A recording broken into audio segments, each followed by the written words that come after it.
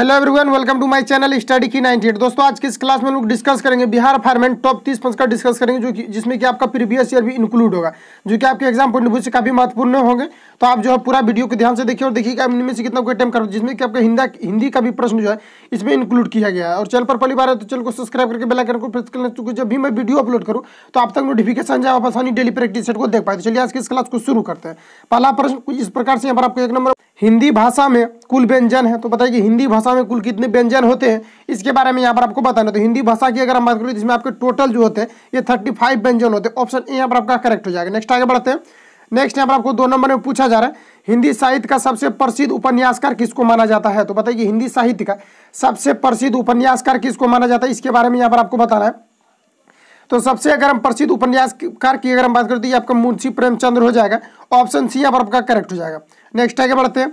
Next यहाँ पर आपको 3 नंबर में बताना कि त्व का उच्चारण होता है। तो बताइए कि त्व का उच्चारण स्थान कहाँ से होता है, ये आपको यहाँ पर बताना। तो इसमें कोई आपका खास ट्रिक नहीं है, इसको आप खुद से भी बोल सकते हैं। जैसे तो आप बोल रहे तो इसमें देखिए कि कहाँ से आपका उच्चारण, यानी कि आपका मुंह के अंदर जो है, मुख के अंदर यहाँ पर आपको देखना है कि कहाँ पर आपका जो उच्चारण हो रहा है, ये आपको चीज़ें यहाँ पर पकड़नी होती है। तो यहाँ पर तो की अगर हम बात करें तो ये आपका दंत जो हो रहा है, तो ऑप्शन यहाँ पर आपका डी करेक्ट हो जाएगा। तो इस प्रकार से आपको खुद से भी बना सकते हैं, इसके लिए कोई आपका खास ट्रिक नहीं है। और इस प्रकार का प्रश्न आपको जो है बिहार फार्मेंट के एग्जाम में पूछे जाएंगे।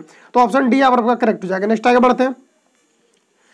नेक्स्ट यहाँ पर आपको 4 नंबर में बताना कि वृद्धि का विलोम होगा। ऑप्शन ए अति वृद्धि, ऑप्शन बी अभिवृद्धि, ऑप्शन सी कम वृद्धि, ऑप्शन डी क्षय। तो यहाँ पर आपको बताना करेक्ट आंसर, इसके लिए आपका क्या हो जाएगा कि वृद्धि का विलोम क्या होगा। तो वृद्धि का मतलब होता है बढ़ना और क्षय का मतलब होता है घटना। तो ऑप्शन डी यहाँ पर आपका करेक्ट हो जाएगा, जो कि आपका वृद्धि का विलोम शब्द है। तो ऑप्शन डी यहाँ पर आपका करेक्ट हो जाएगा। नेक्स्ट आगे बढ़ते हैं।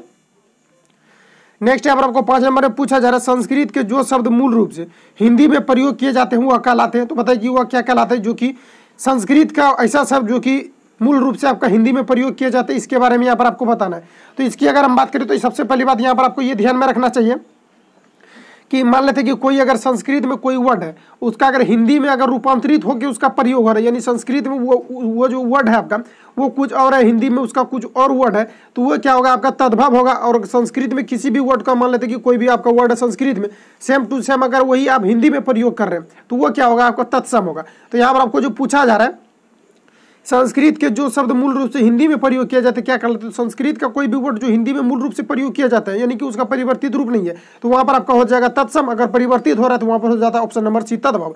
लेकिन यहाँ पर तो जो है कि सेम टू सेम प्रयोग हो रहा है, तो यहाँ पर आपका ऑप्शन नंबर डी करेक्ट हो जाएगा कि ऐसा प्रयोग करने पर क्या हो जाएगा, आपका तत्सम कहलाएंगे। नेक्स्ट आगे बढ़ते हैं। नेक्स्ट में यहाँ पर आपको बताना है, अधिकरण कारक के लिए चिन्ह होता है। तो कर्ता ने कर्म को संपादन के लिए अपदान से संबंध का कि अधिकरण में पर होता है, ये सभी को पता होना चाहिए। तो यहाँ पर जो आपको पूछा जा रहा है अधिकरण के लिए क्या होगा, तो अधिकरण के लिए होता है मेपर। ऑप्शन डी यहाँ पर आपका करेक्ट हो जाएगा। इस प्रकार के प्रश्न आपको तैयार कर लेना, इसमें ज़्यादा आपको मेहनत नहीं लगेगा, बस एक बार आप पढ़ लेंगे, बस आपके दिमाग में सेट हो जाएगा और पूछेगा तो आपको बना ही देना है। तो ऑप्शन डी यहाँ पर आपका करेक्ट हो जाएगा।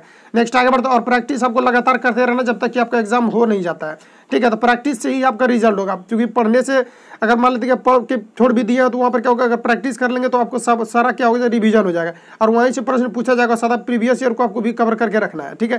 तो यहाँ पर आपको 7 नंबर में बताना है, कवि का स्त्रीलिंग रूप होगा। तो बताइए कि कवि का स्त्रीलिंग रूप क्या होगा, ये आपको यहाँ पर बताना। ऑप्शन ए में दिया हुआ कवित्री, ऑप्शन बी में दिया हुआ कवियतर, ऑप्शन सी में दिया हुआ यहाँ पर कवियत्री, ऑप्शन डी में दिया हुआ कवियत्री। तो यहाँ पर देखिए ऑप्शन सी और ऑप्शन डी में देखिए सेम दिया हुआ, लेकिन यहाँ पर अगर हम बात करें कि करेक्ट आंसर आपका क्या हो जाएगा, तो यहाँ पर आपका ऑप्शन नंबर डी हो जाएगा। इसलिए हो जाएगा क्योंकि यहाँ पर जो दिया हुआ आपका इधर से नहीं बल्कि इधर से आपका होगा, ठीक है। तो यहाँ पर आपका करेक्ट आंसर ऑप्शन नंबर यहाँ पर आपका डी हो जाएगा। इसको आप यहाँ पर ध्यान में रखेंगे, क्योंकि हिंदी में जो है ये हर्षई दुर्गई बहुत ही मायने रखता है, ठीक है। तो यहाँ पर आपको 8 नंबर में यहाँ पर पूछा जा रहा है, शेषव शब्द से बना संज्ञा शब्द है। तो बताइए कि शेषव शब्द से बना संज्ञा शब्द क्या कहलाता है, इसके बारे में यहाँ पर आपको पूछा जा रहा है। तो शेषव जो होता है ना, तो आपको इसको क्या कर सकते हैं, आप देख सकते हैं या इसका कुछ जातिवाचक आप जो है अलग कर सकते हैं, नहीं कर सकते। तो ये क्या हो जाएगा, आपका एक भाववाचक संज्ञा है। ऑप्शन यहाँ पर आपका करेक्ट हो जाएगा। नेक्स्ट आगे बढ़ते हैं। नेक्स्ट यहाँ पर आपको 9 नंबर में पूछा जा रहा है, यहाँ पर आपको 9 नंबर में बताना कि पढ़ना का क्रिया भेद है। तो बताइए कि पढ़ना जो है किस प्रकार का क्रिया है, ये आपको यहाँ पर बताना। तो देखिए क्रिया 2 प्रकार का होता है, एक होता है आपका सकर्मक क्रिया, एक होता है अकर्मक क्रिया। सकर्मक क्रिया में क्या होता है कि जब कोई कार्य होता है तो वहाँ पर क्या होता है, आपका सकर्मक क्रिया होती है, और जहाँ पर कोई किसी भी प्रकार का आपका कार्य नहीं होता है वहाँ पर आपका अकर्मक क्रिया होती है। तो इन चीज़ों को आपको यहाँ पर ध्यान में रखना है। और यहाँ पर देखिए पूछा जा रहा है कि पढ़ना किस प्रकार का क्रिया, तो पढ़ना भी एक प्रकार का क्या आपका वर्क है, काम है। और पढ़ना जब एक प्रकार का आपका काम है तो इसका मतलब है कि ये आपका सकर्मक क्रिया हो जाएगा। ऑप्शन बी को यहाँ पर फॉलो करेगा, ऑप्शन बी यहाँ पर आपका करेक्ट हो जाएगा। इसके अलावा अगर हम बात करें कि अगर कोई दूसरा चीज़ यहाँ पर दिया रहता है कि जिसमें कि कोई कार्य नहीं होता तो वहाँ पर आपका आकर्मक क्रिया हो जाता है, तो यहाँ पर आपका ऑप्शन बी करेक्ट हो जाएगा। नेक्स्ट आगे बढ़ते हैं। नेक्स्ट यहाँ पर आपको 10 नंबर में बताइए कि पयोधी समानार्थी शब्द है, तो बताइए कि पयोधी जो है ये किसका समानार्थी शब्द है, इसके बारे में यहाँ पर आपको पूछा जा रहा है। तो यहाँ पर अगर आप बात करें कि पयोधी जो है ये पयोधी किसका समानार्थी शब्द है, तो ये आपका समुद्र का समानार्थी शब्द क्या होता है, आपका पयोधी होता है। इसके अलावा अगर हम बात करें कि समुद्र का क्या क्या आपका हो सकता है समानार्थी शब्द जो होता है ये क्या क्या हो सकता है, तो ये आपका जल्दी हो सकता है। और इसी के अलावा अगर हम बात करें तो ये आपका अर्नब जो होते हैं ये आपका समुद्र का पर्यायवाची होते हैं। सागर की अगर हम बात करें तो ये भी आपका क्या होता है कि पर्यायवाची होते हैं। और वारिस की अगर हम बात करें तो ये भी आपका क्या होता है कि पर्यायवाची होते हैं। इतने फैक्ट आपको यहाँ से याद रखना है। ऑप्शन यहाँ पर आपका डी करेक्ट हो जाएगा, क्योंकि पयोधी जो आपका ये समुद्र का आपका पर्यायवाची शब्द है, तो ऑप्शन डी यहाँ पर आपका करेक्ट हो जाएगा। नेक्स्ट आगे बढ़ते हैं। नेक्स्ट यहाँ पर आपको 11 नंबर में बताना है ब्रिटिश शासन के दौरान भारतीय हस्तशिल्प के क्षय का प्रमुख कारण था, तो बताइए कि ब्रिटिश शासन के दौरान भारतीय हस्तशिल्प का प्रमुख कारण क्या था, ये आपको यहाँ पर बताना। ऑप्शन ए में दिया हुआ कम कीमतों वाली मशीन को बनाया गया, तो ये आपका सही है, ऑप्शन ए यहाँ पर आपका करेक्ट हो जाएगा। नेक्स्ट में यहाँ पर दिया हुआ भेदभावपूर्ण टैरिफ नीति, तो ये भी आपका यहाँ पर करेक्ट हो जाएगा, यानी ऑप्शन सी को यहाँ पर फॉलो करेगा, ऑप्शन टी यहाँ पर आपका करेक्ट हो जाएगा। नन आपका यहाँ पर नहीं होगा, ऑप्शन सी यहाँ पर आपका करेक्ट हो जाएगा। नेक्स्ट आगे बढ़ते हैं। नेक्स्ट में यहाँ पर आपको बताना कि बौद्ध धर्म के संस्थापक कौन थे, ये आपको यहाँ पर बताना। तो बौद्ध धर्म की अगर हम बात करें तो बौद्ध धर्म ऑप्शन ए में दिया हुआ Mahavir, option B Guru Nanak Dev, option C Kabir, option D Gautam Buddha. तो बौद्ध धर्म की अगर हम बात करें कि बौद्ध धर्म का जो संस्थापक माने जाते हैं आपके गौतम बुद्ध को माने जाते हैं, ऑप्शन डी यहाँ पर आपका करेक्ट हो जाए। इसके अलावा आपको पूछे जाएंगे कि बौद्ध धर्म का जो जन्म हुआ था ये कहाँ पर हुआ था, ये पूछे जाते हैं। तो इसको आपको यहाँ पर याद रखना कि बौद्ध धर्म के अगर जन्म के बारे में आपसे यहाँ पर पूछा जाता है तो ये लुम्बिनी में हुआ था। अगर मृत्यु के बारे में अगर आपसे यहाँ पर पूछा जाता है तो ये आपका कुशीनगर में हुआ था, ये भी आपको यहाँ पर याद रखें। और गौतम बुद्ध के द्वारा जो प्रथम उपदेश दिया गया था ये कहाँ पर दिया गया था, तो ये आपके सारनाथ में दिया गया था, ये भी आपको यहाँ पर याद रखना कि ये सारनाथ में दिया गया था। अगर जन्म की बात करें तो लुम्बिनी, मृत्यु की बात करें तो कुशीनगर, और प्रथम उपदेश कहाँ पर दिया गया था, तो ये आपके सारनाथ में दिए गए थे। इतने फैक्ट आपको यहाँ से याद रखना है, ऑप्शन डी यहाँ पर आपका करेक्ट हो जाएगा। ठीक है, नेक्स्ट आगे बढ़ते हैं। नेक्स्ट यहाँ पर आपको 13 नंबर बताना है कि आर्यभट्ट एक महान देश थे, तो बताइए कि आर्यभट्ट क्या थे, ये आपको यहाँ पर बताना। तो आर्यभट्ट की अगर हम बात करें तो आर्यभट्ट जो है ये एक खगोल शास्त्री थे, ऑप्शन सी यहाँ पर आपका करेक्ट हो जाएगा। इसके अलावा याद रखना है कि आर्यभट्ट के द्वारा जीरो का खोज जो किया गया था, ये आर्यभट्ट के द्वारा शून्य का खोज किया गया था। दशमलव प्रणाली की अगर हम बात करें तो ये भी आपका आर्यभट्ट के द्वारा खोजा गया था, तो ऑप्शन सी यहाँ पर आपका करेक्ट हो जाएगा। नेक्स्ट आगे बढ़ते हैं। नेक्स्ट यहाँ पर आपको 14 नंबर में बताना कि भारत में पहली रेलवे टर्मिनस कौन सी थी, तो बताइए कि भारत में पहली रेलवे टर्मिनस कौन सी थी, ये आपको यहाँ पर बताना। तो इसमें देखिए दो चीजें में आपके यहाँ पर कंफ्यूज होगा। ऑप्शन बी में दिया हुआ पोरबंदर, ऑप्शन सी में दिया हुआ छत्रपति शिवाजी टर्मिनस। इसमें कुछ लड़का क्या करेंगे कि सी को टिक करेंगे, जो कि गलत हो जाएगा। यहाँ पर देखिए सबसे पहली बात यहाँ पर समझना चाहिए कि पोरबंदर ये सबसे पुराना, यही पोरबंदर का नाम परिवर्तित होकर रखा गया है छत्रपति शिवाजी टर्मिनस। तो यहाँ पर आपका ऑप्शन बी करेक्ट हो जाएगा। ठीक है, अगर हम बात करें कि देश में पहली रेल जो चलाई गई थी ये कब चलाई गई थी, ये अगर आपसे यहाँ पर पूछा जाता है कि भारत में पहली जो देश में आपका ट्रेन जो चलाया गया था ये कब चलाया गया था, ये अगर आपसे यहाँ पर पूछा जाता है तो ये आपको यहाँ पर याद रखना कि ये 16 अप्रैल कब चलाया गया था, तो ये आपका 16 अप्रैल 1853 को देश में पहली ट्रेन आपका चलाया गया था। कहाँ पर चलाया गया था, ये अगर आपसे पूछा जाता है ये मुंबई के बोरी स्टेशन में चलाया। कहाँ पर, ये मुंबई के बोरो स्टेशन पर, यानी बोरोबंदर। ऑप्शन बी को यहाँ पर फॉलो करेगा, जो कि पहली बार स्टेशन पर चलाया गया था, तो ऑप्शन बी यहाँ पर आपका करेक्ट हो जाएगा। ठीक है, अगर हम बात करें कि ये जिसका कि अभी नाम क्या है तो छत्रपति शिवाजी टर्मिनस, अगर ऑप्शन बी नहीं रहेगा तो आपको टिक कर क्लिक करना है। ठीक है, यहाँ ऑप्शन बी आपका करेक्ट हो जाएगा। अगर हम बात करें कि कितने यात्रियों के द्वारा सर्वप्रथम इस पर यात्रा किया गया, तो इसमें 400 यात्रियों के द्वारा सर्वप्रथम जो है इस पर यात्रा किया गया था, तो ऑप्शन बी यहाँ पर आपका करेक्ट हो जाएगा। नेक्स्ट आगे बढ़ते हैं। नेक्स्ट यहाँ पर आपको 15 नंबर में बताने की कौन सी नदियाँ अरब सागर में गिरती है, तो बताइए कि कौन सी नदियाँ आपके अरब सागर में गिरती है, आपको यहाँ पर बताना। तो अरब सागर की अगर हम बात करें नर्मदा और तापी नदियाँ जो है ये आपके अरब सागर में गिरती है, ऑप्शन सी डी यहाँ पर करेक्ट हो जाएगा। और आपको अगर प्रॉब्लम हो रहा है तो यहाँ पर आप वीडियो रोक करके आप जो चारों ऑप्शन को पढ़ेंगे, या तो चलिए हम मौका देंगे आपको कि चारों ऑप्शन को आप पढ़ें ताकि आपका कॉन्फिडेंस लेवल बढ़े। इससे भी आपको 3 से 4 सेकंड का टाइम मिल जाएगा, इतने में आपको अटेम्प्ट करने का प्रयास करना है ताकि आपका कॉन्फिडेंस लेवल जो वो आपका बढ़े। नेक्स्ट आगे बढ़ते हैं। नेक्स्ट यहाँ पर आपको 16 नंबर बताना कि हिमालय के सबसे दक्षिणी भाग को क्या कहा जाता है, तो बताइए कि हिमालय के सबसे दक्षिणी भाग को क्या कहा जाता है, ये आपको यहाँ पर बताना। Option A Shivalik, option B Himadri, option C में दिया हुआ यहाँ पर हिमाचल, ऑप्शन डी में त्रिकुत्रा। तो यहाँ पर आपको बताना कि क्या इसके लिए करेक्ट आंसर हो जाएगा, जो कि हिमालय के सबसे दक्षिणी भाग को कहा जाता है। तो बताइए क्या कहा जाता है, तो इसको हम लोग शिवालिक पहाड़िया के नाम से जानते हैं, तो ऑप्शन ए यहाँ पर आपका करेक्ट हो जाएगा। नेक्स्ट आगे बढ़ते हैं।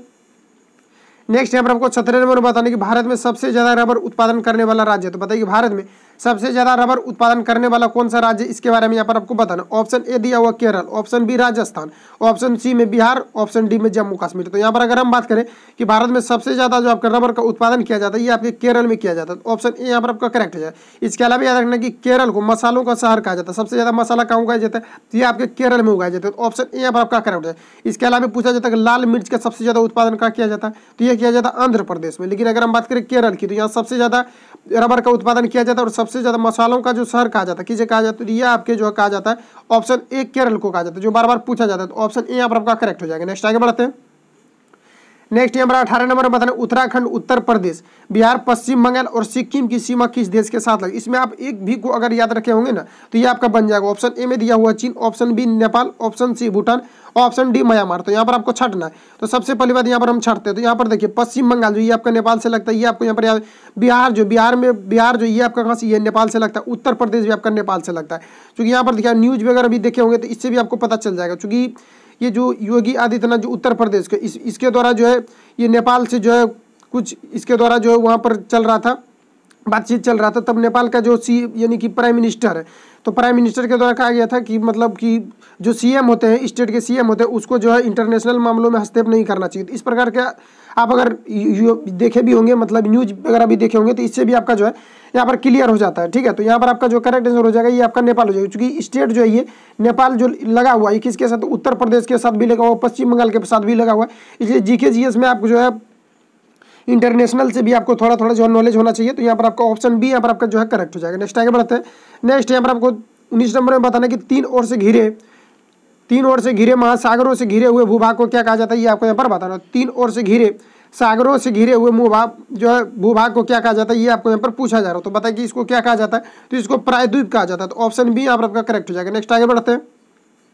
नेक्स्ट यहाँ पर आपको 20 नंबर में बताना कि दक्षिण पश्चिम मानसून से समय आर्द्र पवनें कहाँ बहती है। तो बताइए कि दक्षिण पश्चिम मानसून से समय आर्द्र पवनें कहाँ पर बहती है, ये आपको यहाँ पर बताना। तो इसकी अगर हम बात करें तो समुद्र स्थल से दूर बहती है, तो ऑप्शन बी यहाँ पर आपका करेक्ट हो जाएगा कि समुद्र स्थल की ओर से बहती है। तो ऑप्शन बी यहाँ पर आपका करेक्ट हो जाएगा। नेक्स्ट आगे बढ़ते हैं। नेक्स्ट यहाँ पर आपको 21 नंबर में बताया कि भारत की सबसे पुरानी पर्वत श्रृंखला है। तो बताइए कि भारत की सबसे पुरानी पर्वत श्रृंखला कौन सी, ये आपको यहाँ पर पूछा जा रहा है। तो भारत की अगर हम बात करें सबसे पुरानी पर्वत श्रृंखला की, ये आपका प्रीवियस ईयर में भी क्वेश्चन पूछा गया है। ठीक है, तो यहाँ पर आपको ध्यान से करना है, आप लोगों को बताना कि भारत की सबसे पुरानी पर्वत श्रृंखला कौन सी, ये आपको यहाँ पर बताना। तो अगर आप हो जाएगा ऑप्शन बी यहाँ पर आपका करेक्ट है, जो कि आपको कम्युनिटी में भी देखने को मिला था। तो ऑप्शन बी यहाँ पर आपका करेक्ट हो जाएगा। नेक्स्ट आगे बढ़ते हैं। नेक्स्ट यहाँ पर आपको 22 नंबर में बताना कि कर्क रेखा किस राज्य से होकर नहीं गुजरती, ये आपको यहाँ पर बताना है। तो आप लोग यहाँ पर याद रखेंगे कि 8 ऐसे राज्य हैं जो कि कर्क रेखा से होकर के गुजरती है। 8 राज्य में क्या होते हैं कि कर्क रेखा गुजरती है। अगर हम बात करें कौन कौन से, दिए आपके गुजरात हो जाएंगे, आपका राजस्थान हो जाएगा, मध्य प्रदेश हो जाएगा, छत्तीसगढ़ हो जाएगा। इसके अलावा अगर हम बात करें तो आपका झारखंड हो जाएगा, वेस्ट बंगाल हो जाएगा, पश्चिम बंगाल यानी हो जाएगा, और त्रिपुरा और मिजोरम से होकर के गुजरती है। इसको डायरेक्ट भी पूछा जाता है कि कर्क रेखा जो ये कितने राज्य से होकर के गुजरती है, ये अगर आपसे पूछा जाता है तो ये आपका 8 राज्य से होकर के गुजरती है। गुजरात, राजस्थान, मध्य प्रदेश, छत्तीसगढ़, झारखंड, वेस्ट बंगाल, मिजोरम और त्रिपुरा से होकर के ये गुजरती है। तो ये भी आपको यहाँ पर याद रखना है। अगर हम बात करें किस राज्य से होकर के नहीं गुजरती है, तो ये आपका हो जाएगा ओडिशा से होकर के आपके कर्क रेखा नहीं गुजरती। तो ऑप्शन सी यहाँ पर आपका करेक्ट हो जाएगा। नेक्स्ट आगे बढ़ते हैं।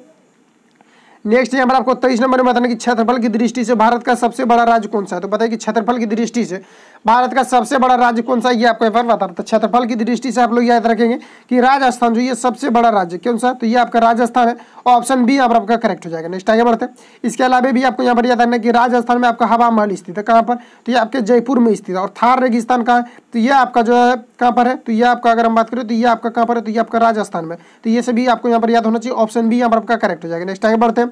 नेक्स्ट यहाँ पर आपको 24 नंबर में बताने की बहुउद्देशीय नदी परियोजनाएं आधुनिक भारत के मंदिर है किस नेता द्वारा यह तुलना की गई, ये आपको यहाँ पर पूछा जा रहा है। तो बताया कि बहुउद्देशीय परियोजना नदी परियोजना आधुनिक भारत के मंदिर किस नेता के द्वारा यह तुलना किया गया। Option A Mahatma Gandhi, option B Indira Gandhi, option C Jawaharlal Nehru, option D उपरोक्त में से कोई नहीं। तो बताइए कि किस नेता के द्वारा ऐसा कहा गया था कि बहुउद्देशीय परियोजना जो है ये क्या है, तो ये आपका जो है एक आधुनिक भारत के मंदिर है। ये किसके द्वारा कहा गया था, ये आपको यहाँ पर बताना। तो बताइए किसके द्वारा कहा गया था, ये आपका जवाहरलाल नेहरू के द्वारा कहा है। तो ऑप्शन सी यहाँ पर आपका करेक्ट हो जाएगा।